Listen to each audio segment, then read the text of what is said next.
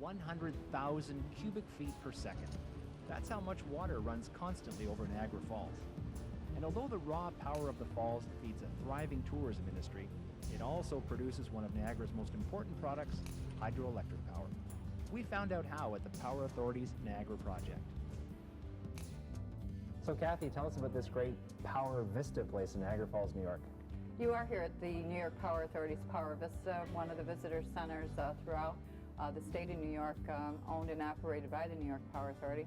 Power Vista is a free visitor center, and we do cater to over 140,000 visitors a year that come through our doors. We're open 7 days a week, 9 to 5, and I'm pleased to say that we're certainly one of the premier attractions in Western New York.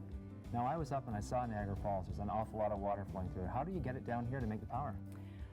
It is a tremendous engineering feat to really look at the falls and then come out and see our hydro facility. But what we do is we divert the water 2.5 miles above the falls. It flows for an additional 4 miles through the city of Niagara Falls, the town of Niagara, and the town of Lewiston. We store the water in a large reservoir, and it's large, so large that it holds 22 billion gallons of water.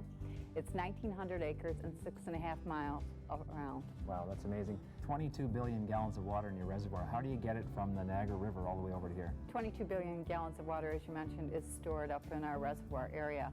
That water then would come from our reservoir to our Lewiston pump plant and or our Robert Moses plant.